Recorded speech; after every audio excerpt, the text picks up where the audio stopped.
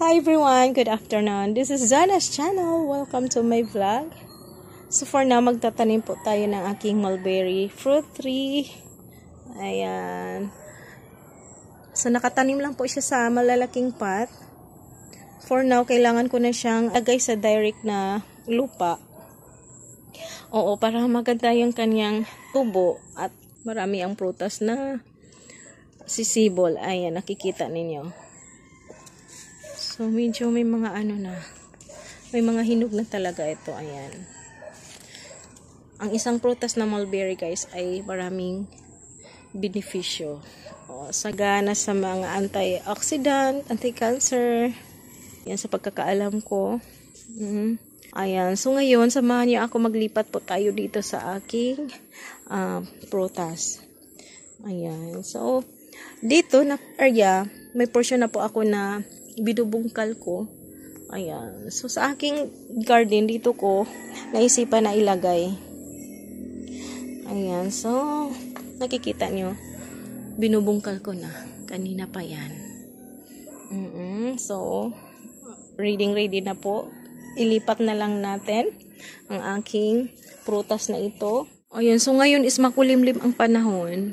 Oo. Ayan. Makulimlim ang panahon. Ayan, so nakikita ninyo, handa ng aking ang paglalagyan ng aking prutas sa mulberry.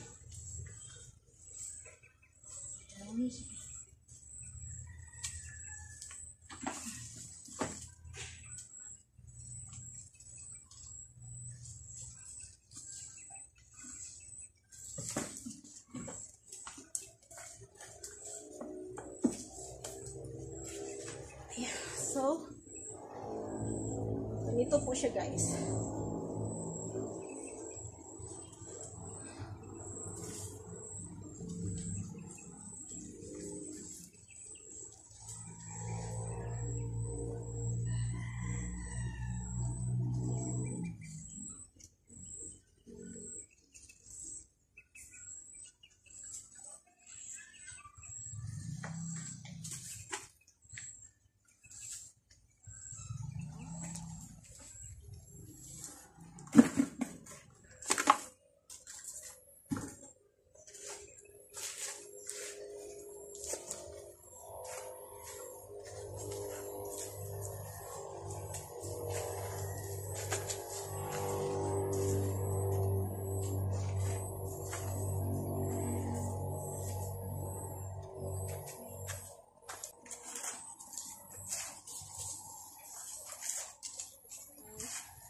Ayan, so tapos na po tayo dito sa paglagay. O, di bang bilis-bilis lang. O, kasi naka-ready na. Alam nyo guys, nag-timing ako ng isang, medyo ganito, maulap-ulap. At, siguro mamaya, umuulan ito. Para itong aking paglipat na aking prutas ay mabubuhay talaga. Kasi parang masisila na sila dahil may mga prutas na. So, diligan na natin.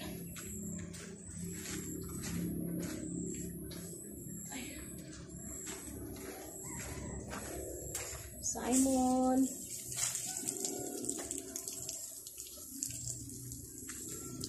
So, diligan na natin.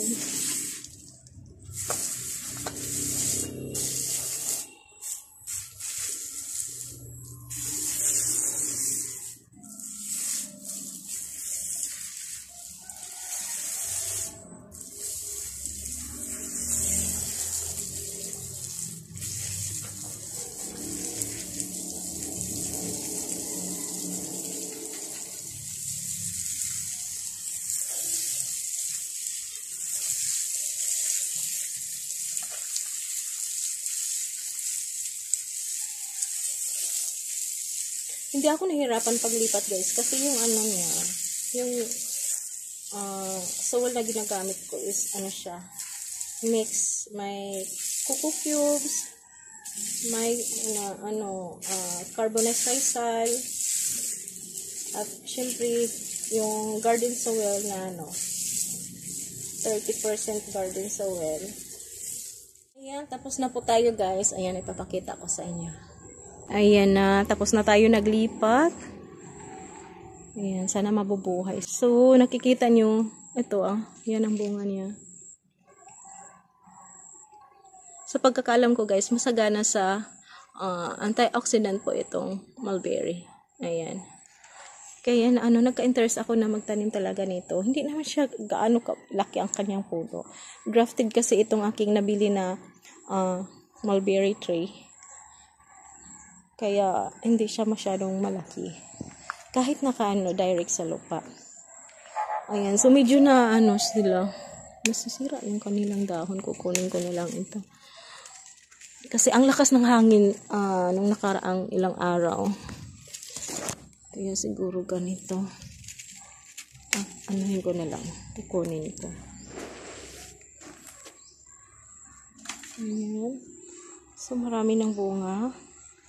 Sana dumadami pa ito. Ayan. Okay. So, for na may tatlong siya. May tatlong branches po ito. Sana dumami pa. Lumago at lumaki. Ayan.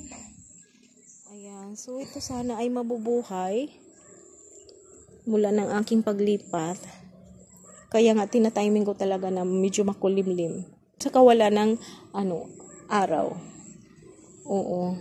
Para hindi sila, malanta. Diba? Ang napakainit din naman talaga. So, that's all for now. Sa hapon na ito, ay naglilipat po ako ng aking mulberry fruit tree. Ayan. So, sana ay mabubuhay talaga ito. Ayan. So, thank you so much for watching everyone. This is Zana's channel na nagsasabing happy planting, happy gardening. See you around at ingat pa tayong lahat. Bye!